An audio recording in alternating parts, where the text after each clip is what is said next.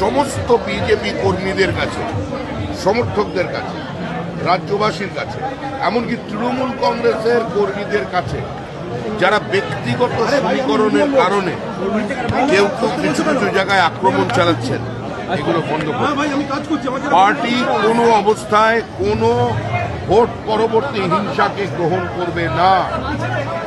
সমস্ত জায়গায় হাত জোড় করে অনুরোধ করছে, পশ্চিমবঙ্গের ভোট সংস্কৃতি বদলানোর জন্য, পশ্চিমবঙ্গের ঔদ্ধত্যের অবসানের জন্য, পশ্চিমবঙ্গের হিংসা, মহিলাদের উপর অত্যাচার বন্ধ করানোর জন্য মানুষ এই রায় দিয়েছেন। মানুষের এই রায়দানের প্রতি শ্রদ্ধা জানান, মানুষের মর্যাদা রক্ষা করুন। এই জয় গণতন্ত্রের জয়।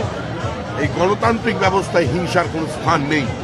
আর বিজেপি সরকার এবং বিজেপি দল হিসেবে আমরা আপনাদের মাধ্যমে প্রশাসনকে বার্তা দিচ্ছি, পুলিশকে বার্তা দিচ্ছি, যেখানে হিংসার ঘটনা দেখবেন, কোনো রং দেখবেন না, কঠোর ব্যবস্থা নেবেন।